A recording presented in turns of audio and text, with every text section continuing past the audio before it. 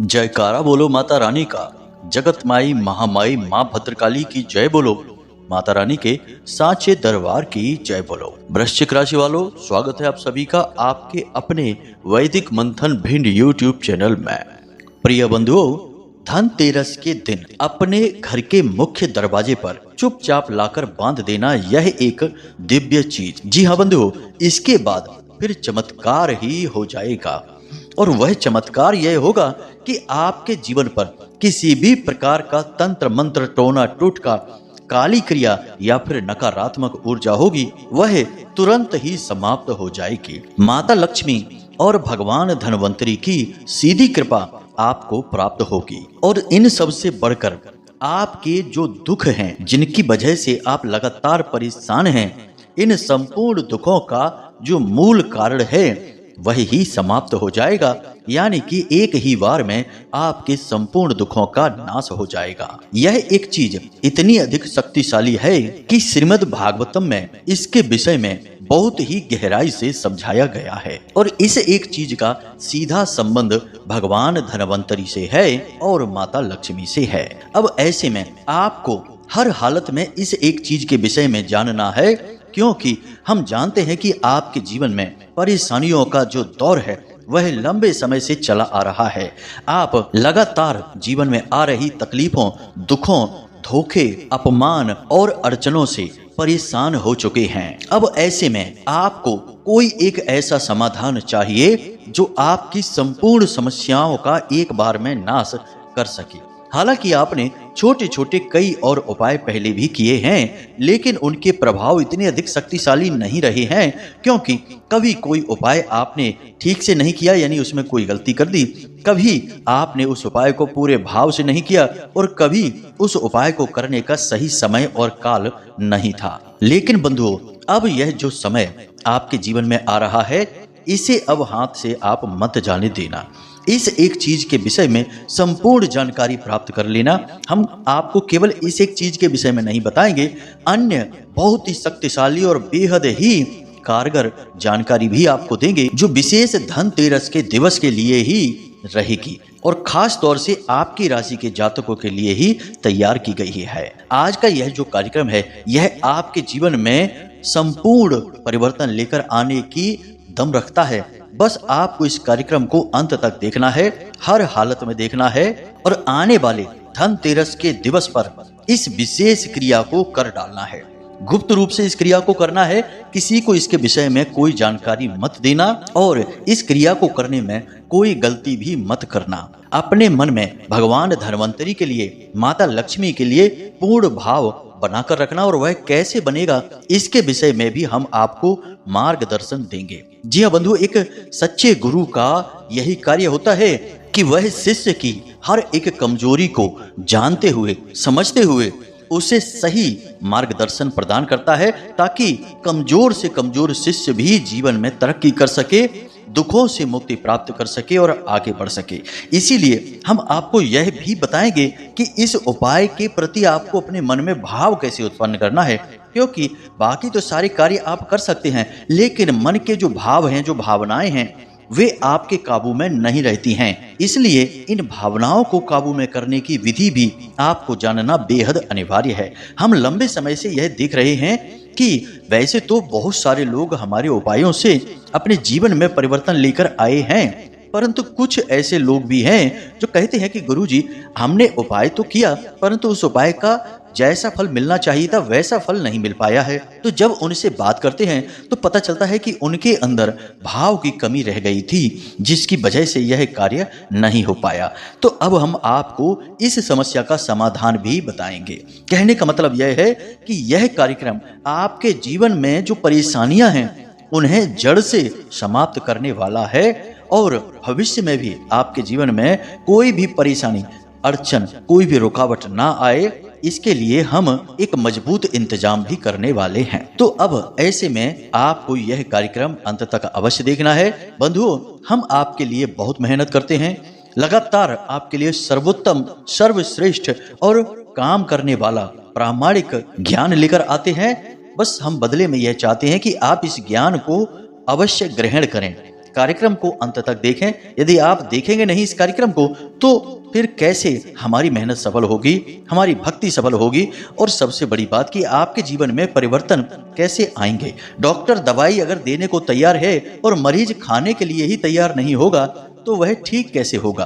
फिर इसमें डॉक्टर की ही क्या गलती है, दवा की भी क्या गलती है, गलती तो उस मरीज की ही है। इसी प्रकार आपको भी इस कार्यक्रम को अंत तक देखना है। ऐसी भूल मत कर बैठना। ऐसे जबरदस्त बेहद ही शक्तिशाली ज्ञान से ओतप्रोत कार्यक्रम रोज तैयार नहीं होते हैं।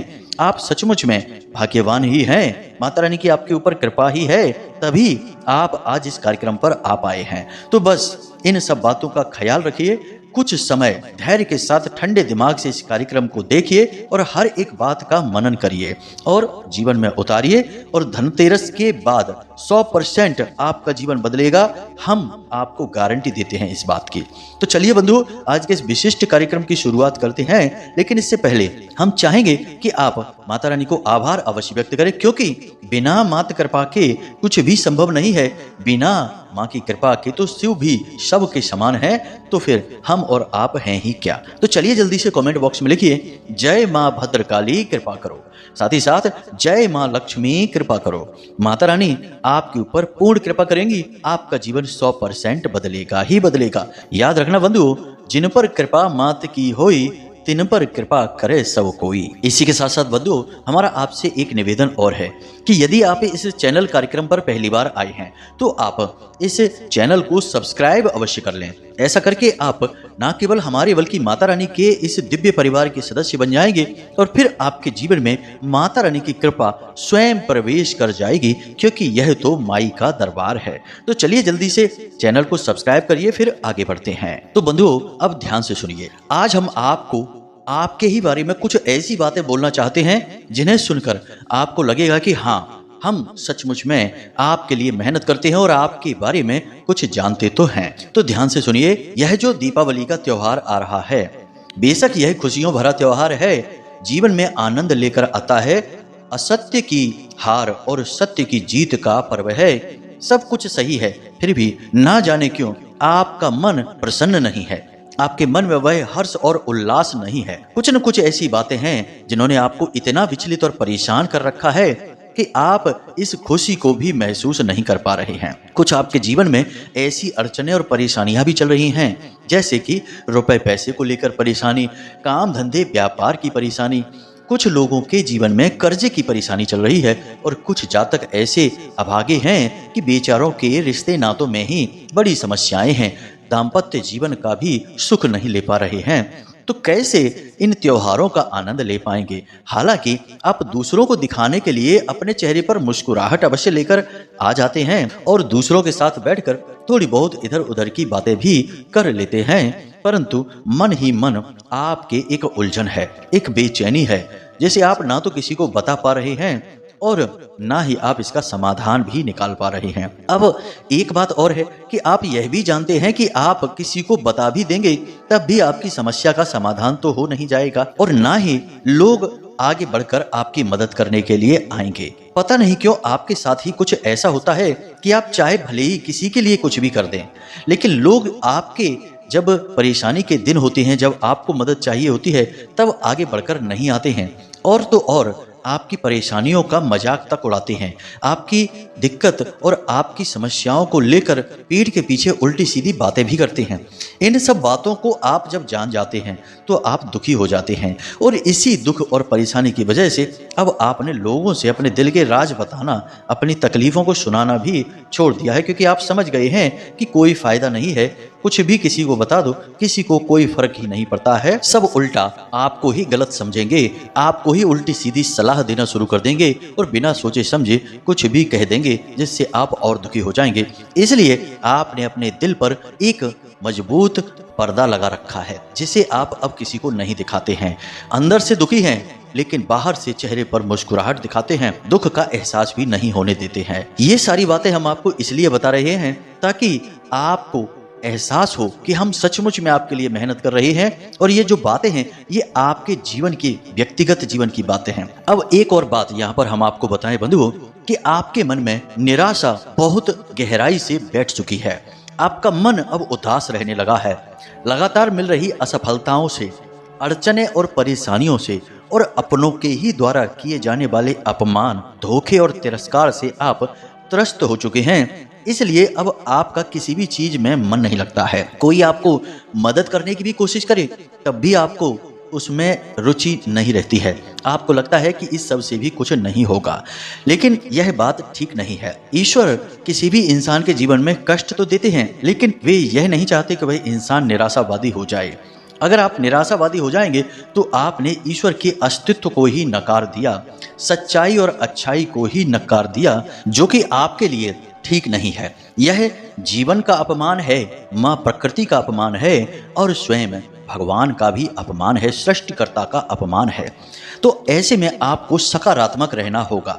जब जीवन में दुख बढ़े तो जिसमें भी आपकी आस्था है, विश्वास है, बस मजबूती से उन्हें पकड़ लो। इतनी भक्ति, इतना नाम स्मरण और इतनी भावनाएं उनसे जोड़ लो कि उनसे कहो कि अब आप ही देखो, जो करना है आपको करना है।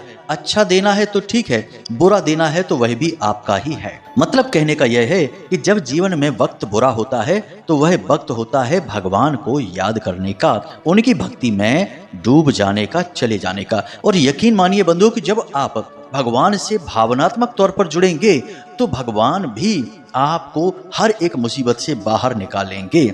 यही है जीवन का सार और वेद, पुराण, रामायण और गीता का सार। अब ये सारी बातें हम आपको केवल इसलिए बता रहे हैं ताकि आप मानसिक तौर पर सकारात्मक विचारों के लिए तैयार हो जाएं और एक नई उम्मीद की किरण आपके मन में जागे। याद रखना कि घना अंधेरा चाहे कितना ही क्यों ना हो, उम्मीद की एक किरण हमेशा बाकी रहती ही है। आपको बस वही उम्मीद की किरण ढूंढनी है। अब आपको हम बताते हैं धनतेरस के दिन इस विशेष क्रिया को करने के विषय में। सबसे पहले आपको अपने मन में भाव उत्पन्न करना है। चाहे कोई भी क्रिया आप किसी भी दिन करें, उसके लिए आपको मानसिक तौर पर सुबह से ही तैयार होना होगा। तो आपको क्या करना है, सुबह से ही धनतेरस का जो दिन है उसी दिन सुबह से आपको क्या करना होगा, जरा ध्यान से समझिए। जब आप सुबह सोकर जागें तो अपनी दोनों हथेलियों को आगे रखकर कराग्रे मंत्र का जाप अवश्य करें। उसके बाद अपने पितृ देवता, अपने कुल देवता और सूर्य देवता को धन्यवाद अवश्य दें। उसके बाद आप भगवान धनवंतरी और माता लक्ष्मी का आवाहन करें। मन ही मन उनके बारे में विचार करें और भगवान से यह कहें कि हे भगवान, आज का यह जो दिन आपने हमारे जीवन में दिया है, इसके लिए हम आपका हृदय से धन्यवाद देते हैं। अब बस हम यह चाहते हैं कि आप हमारे संपूर्ण कष्टों को हर लें। हम आपके ऊपर आश्रित हैं, आपके भरोसे हैं, आपके लिए ही सब कुछ कर रहे हैं। और आज का यह जो दिन रहेगा, यह पूरा दिन हम आपको समर्पित करते हैं और इस दिन को हम आपकी पूजा मानकर जो भी क्रियाएं करेंगे वे सब आपको समर्पित करेंगे। और आप जो भी कुछ हमें इसका परिणाम देंगे उसे हम आपका प्रसाद मानकर ग्रहण कर लेंगे। कहने का मतलब यह है कि आप स्वयं को समर्पित कर रहे हैं भगवान के सामने। लोग प्रसाद समर्पित करते हैं, नैवेद्य देते हैं, धूप दीप देते हैं, आप स्वयं को दे रहे हैं, बिल्कुल भक्त प्रहलाद की तरह या फिर भक्त ध्रुव की तरह। और इसके बाद आप मन ही मन भगवान का स्मरण करेंगे। अब इससे कोई फर्क नहीं पड़ता है कि आप किस भगवान का स्मरण करते हैं, अंततो गत्वा सारी की सारी शक्तियां एक ही हैं। तो आप जिस भी भगवान में अपना भाव रखते हैं, हनुमान जी में भाव रखते हैं, तो बस दिन भर उनका मनन करते रहेंगे। हनुमान जी का स्मरण, उनका ही कीर्ति गायन, उनके ही नाम स्मरण को दिन भर अपनाए रखेंगे। भोले बाबा का है तो उनका, माता रानी का है तो उनका। मतलब कहने का यह है कि भक्तिमय दिन आपका गुजरेगा। आप कार्य कुछ भी करते रहिए, मन में भगवान से एक लौ बनाकर रखेंगे और माता लक्ष्मी से प्रार्थना करेंगे कि आपको उनकी कृपा की बहुत आवश्यकता है। आप हमारे जीवन में आइए, हम आपके स्वागत के लिए तैयार खड़े हैं। अब यहाँ पर आप माता लक्ष्मी से मतलब धन संपत्ति से ही मत समझ लेना, केवल रुपए पैसे से ही माता लक्ष्मी को जोड़ना असल में माता लक्ष्मी का अपमान है। माता लक्ष्मी का मतलब होता है संपूर्ण समृद्धि, संपूर्ण चहुमुखी विकास। जब आपके पास धन है और आपके पास मन में संतुष्टि है, जीवन में आनंद है, हर ओर खुशियां हैं, तब उसे माता लक्ष्मी का आगमन कहा जाता है। खाली धन अपने जीवन में लेकर आ जाने से माता लक्ष्मी नहीं आती हैं। वह तो किसी भी तरीके से आ सकता है धन, लेकिन वह माता लक्ष्मी का सच्चा स्वरूप नहीं है, कभी भी जा भी सकता है। और जब तक वह धन आपके पास रहेगा, यानी कि गलत कार्यों से लाया गया धन आपके पास रहेगा, वह आपको परेशान करता ही रहेगा। इसलिए माता लक्ष्मी की संपूर्ण कृपा यानी संपूर्ण स्वरूप ही यही है कि आनंदमय जीवन, हर प्रकार से सुख और धन संपत्ति भी, तब माता लक्ष्मी का आगमन पूर्ण रूप से माना जाता है। तो आपको इसी प्रकार माता लक्ष्मी के आगमन का इंतजार करना है, स्वागत करना है। इन भावों को अपने मन में बनाकर रखेंगे तो आपके मन में धीरे धीरे उम्मीद की किरण जागेगी और आपका मन ईश्वर में लीन होने लगेगा, भाव उत्पन्न होने लगेंगे। अब एक कार्य और कर सकते हैं कि आप अपने मोबाइल फोन में इस दिन समुद्र मंथन की कथा, जी हाँ बंधुओं, श्रीमद् भागवतम में भी है, शिव पुराण में भी है और बहुत सारे पुराणों में इस कथा के विषय में बताया गया है। तो आप इसका श्रीमद् भागवतम पुराण वाला स्वरूप मोबाइल फोन में जरूर देखें और इस कथा के बारे में मन में विचार करें। जब 14 रत्न बाहर निकलते हैं, स्वयं भगवान धन्वंतरी अमृत कलश लेकर बाहर निकलते हैं और माता लक्ष्मी का आगमन होता है, कैसे कैसे यह पूरा का पूरा व्याख्यान चलता है, कैसे कैसे ये दृश्य होते हैं, इसे आप अपने फोन में जरूर 1-2 बार देखें दिन में। इसी दिन, जी हाँ बंधुओं, धनतेरस के दिन हम गारंटी देते हैं कि आपके मन में भाव इतने गहरे हो जाएंगे कि अब आप जो क्रिया करेंगे, जिसे हम आपको बताने जा रहे हैं, तो आपको 100% लाभ प्राप्त होंगे। ये सारी बातें हम आपको केवल इसलिए बता रहे हैं ताकि आप ना केवल शारीरिक तौर पर बल्कि मानसिक तौर पर भी इस क्रिया में शामिल हो सकें। जी हाँ बंधुओं, लोग अक्सर यही करते हैं कि बस ऊपर ऊपर से उन्होंने कोई क्रिया कर तो दी, लेकिन मन कहीं और ही व्यस्त है, चित्त किसी और कार्य में ही डूबा हुआ है। बस फॉर्मेलिटी के लिए उपाय कर डाला और सोचते हैं कि काम ही नहीं किया उपाय ने, पता नहीं कैसा उपाय था। बंधुओं, सब उपाय कार्य करते हैं क्योंकि ये बने ही आपके उद्धार के लिए हैं, बशर्ते कि इनकी संपूर्ण क्रिया पद्धति को माना जाए। और उपाय और क्रियाओं की जो प्रथम पद्धति है वह यही है कि इनके प्रति मन में भाव होना चाहिए। तो हमने भाव निर्माण के लिए आपको संपूर्ण पद्धति समझा दी है। आप इस पद्धति के बारे में मन में विचार करें, मनन करें, उसके बाद इस क्रिया को करना शुरू करें। आप चाहें तो आज आप इस कार्यक्रम को सुन रहे हैं, कल से ही इस पद्धति को अपनाना शुरू कर दें। रोज सुबह जागें और ऐसा ही विचार करें। दिन में 1-2 बार समुद्र मंथन की कथा को अवश्य देखें। श्रीमद् भागवतम वाली समुद्र मंथन की कथा, यह आपको बहुत ज्यादा उत्साह से भी भर देगी और बहुत कुछ नया सिखाएगी भी। बस आपको पूरे गहरे भाव के साथ इस कथा को देखना सुनना है। तो यहाँ तक सारी तैयारी आपकी हो चुकी है मानसिक तौर पर। अब बात करते हैं क्रियाओं की और उपायों की। तो याद रखना कि धनतेरस के दिन सबसे पहला काम आपको अपने घर के मुख्य दरवाजे की सफाई कर देनी है और थोड़ा सा गाय के गोबर से लीपन कर देना है और एक चौक बना देना है आटे से, और उस चौक के बीचों बीच थोड़ी सी आपको अन्न रख देना है, यानी 2 मुट्ठी आप गेहूं रख दें और उसके ऊपर एक गाय के घी का दीपक अवश्य जला दें अपने घर के मुख्य दरवाजे के ठीक बीचों बीच। जी हाँ बंधु, इस क्रिया को आप सुबह सुबह ही कर दें। याद रखना कि सुबह का जो समय होता है उस समय दिव्य शक्तियां सबसे अधिक जागृत होती हैं और इस मृत्यु लोक में भ्रमण कर रही होती हैं, ऐसा हमारे पुराणों में भी लिखा हुआ है। तो ऐसे में की गई क्रिया दिव्य शक्तियों को आकर्षित करती है, खास तौर से माता लक्ष्मी की उस परम पवित्र ऊर्जा को। तो यह एक कार्य आपको अवश्य करना है। साथ ही साथ आपको अपने दरवाजे पर तोरण, या जिसे बंदरवाल भी कहा जाता है, उसे भी अवश्य बांध देना है। याद रखना कि कोई तोरण प्लास्टिक वाली मत बांध देना। जो प्राकृतिक पत्ते होते हैं और पुष्प होते हैं उनकी ही तोरण आपको बनानी है। इसके बाद अपने घर के जो मुख्य दरवाजा है उसके ठीक ऊपर की ओर आप लाल सिंदूर से श्रीम, जी हाँ बंधुओं, श्री लिखें और एक अंक की बिंदी लगा दें। यह माता लक्ष्मी का नाम है, इसे आप अवश्य लिख दें और दरवाजे के दाईं और बाईं ओर दोनों तरफ आप एक एक स्वास्तिक हल्दी से अवश्य बना दें। साथ ही साथ पंचशूलक भी आप अवश्य लगा दें। इतना कार्य आपको करना बेहद आवश्यक है क्योंकि आपको दिव्य शक्तियों को आकर्षित करना है और इस कार्य से दिव्य शक्तियां आपके घर की ओर आकर्षित होंगी। यह कोई नया कार्य नहीं है। प्राचीन काल से हर एक हिंदू के घर के मुख्य दरवाजे पर यह क्रियाएं की जाती थीं। जब कोई पवित्र दिन होता था या कोई धार्मिक मांगलिक कार्य घर में होता था उस समय ये क्रियाएं की जाती थी। लेकिन अब लोग आज के इस भागदौड़ भरे युग में सब भूलते जा रहे हैं। तो जो सामान्य सी चीज़ें भी हैं वे भी बड़ी अजीब सी लगती हैं। इसलिए आपको हम बता रहे हैं, तो यह क्रिया को आप अवश्य करें। अब एक महत्वपूर्ण बात बंधुओं, इसे आप ध्यान से समझिए। आपको बाजार से एक घोड़े की नाल लेकर आनी है और धनतेरस के दिन आप इस नाल को खरीद कर लाएंगे, उससे पहले नहीं, उसके बाद नहीं। घोड़े की नाल लोहे की ही होनी चाहिए, किसी अन्य धातु की नहीं, प्लास्टिक वगैरह की नहीं। जी हाँ बंधुओं, और दूसरी बात कि दोपहर के समय यानी 10:30 बजे से 1:35 के बीच में ही यह खरीद होनी चाहिए, उसके आगे पीछे नहीं, अन्यथा आप मुहूर्त से बाहर खरीदेंगे जो कि ठीक नहीं होगा। तो आप इस घोड़े की नाल को अवश्य खरीदें, और जो चीज़ आप खरीदें वो एक अलग बात हो जाती है, लेकिन घोड़े की नाल आप अवश्य खरीदें।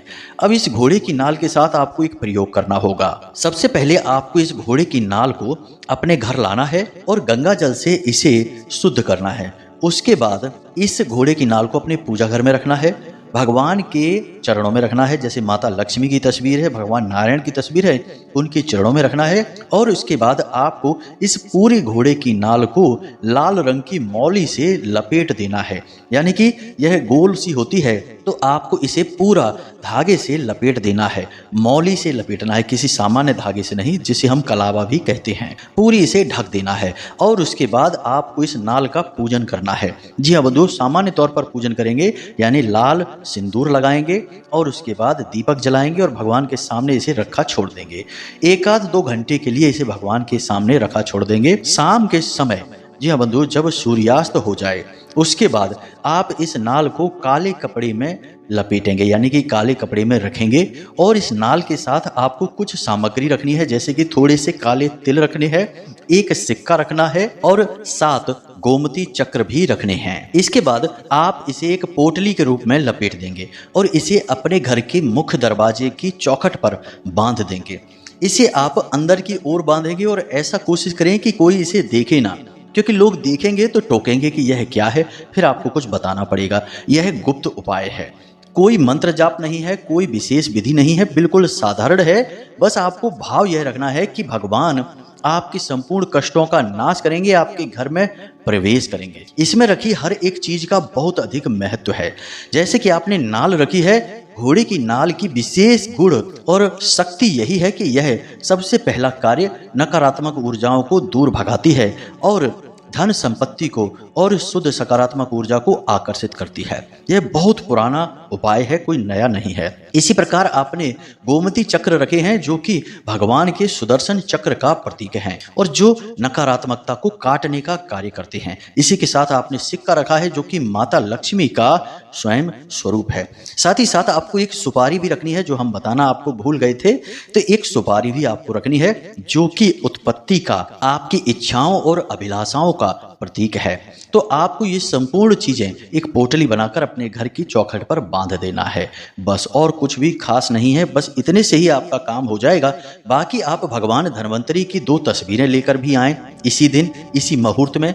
एक तस्वीर अपने पूजा घर की दक्षिणी दीवार पर लगा दें और एक तस्वीर अपने रसोई घर की दक्षिणी दीवार पर लगा दें। दोनों तस्वीरों के नीचे प्रतिदिन गाय के घी का एक दीपक शाम के समय अवश्य जलाया करें। याद रखना कि आपके रसोई घर में भगवान धन्वंतरी का वास होता है और आपके पूजा घर में भी उनका वास होता है। भगवान धन्वंतरी साधारण देवता नहीं है, अमृत वही लेकर आए थे और उन्हें आरोग्य यानी देवताओं का वैद्य कहा जाता है। साथ ही साथ धन का कारक भी कहा जाता है। जहां धन्वंतरी है वहीं धन है, इसे आप याद रखना। तो आपको प्रतिदिन भगवान धन्वंतरी की पूजा इसी प्रकार करनी है। रसोई घर में पवित्रता अवश्य बनाकर रखें।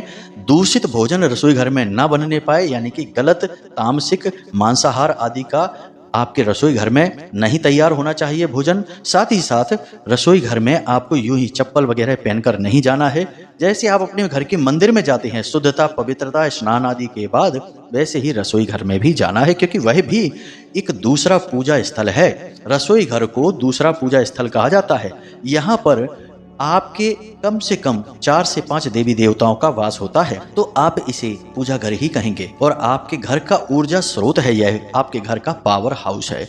तो इसे आप शुद्ध अवश्य बनाकर रखें। इस क्रिया को आप करिए और इस क्रिया के परिणाम आपको कैसे प्राप्त होते हैं हमें कमेंट करके अवश्य बताना। इसी के साथ साथ आज के इस कार्यक्रम को समाप्त करते हैं। उम्मीद करते हैं कि आपने सारी बातें अच्छी तरह से समझ ली हैं। अब आप इनका प्रयोग करके लाभ अवश्य ले पाएंगे। हमने जो बातें आपको बताई हैं उन्हें आपको बारीकी से समझना होगा। बहुत सारी बातें ऐसी हैं जो मानसिक हैं और मन से ही सब कुछ चलता है इस संसार में। याद रखना बंधुओं, मन के हारे हार है, मन के जीते जीत, और मन ही मिलावत राम से और मन ही करत फजीत। तो आपको यानी अपनी सफलता यानी राम से मिलना है तो मन से ही आपको संकल्पित होकर चलना होगा, अन्यथा जीवन में फजीत तो होती ही है। तो इसी के साथ साथ कार्यक्रम को समाप्त करते हैं। कोई प्रश्न यदि आपका मन में उठे तो आप कमेंट करके पूछ लें या फिर व्हाट्सएप नंबर पर मैसेज करके पूछ सकते हैं। हमेशा हंसते रहिए, मुस्कुराते रहिए, सकारात्मक रहिए और दिन में एक बार मंदिर अवश्य हो आइए, क्योंकि आपका उद्धार तो वहीं से होगा। मिलते हैं अगले ज्ञानवर्धक कार्यक्रम में, तब तक के लिए धन्यवाद। प्रेम से बोलिए जय माई की जय, मां भद्रकाली। माता रानी आपका कल्याण करें। धन्यवाद।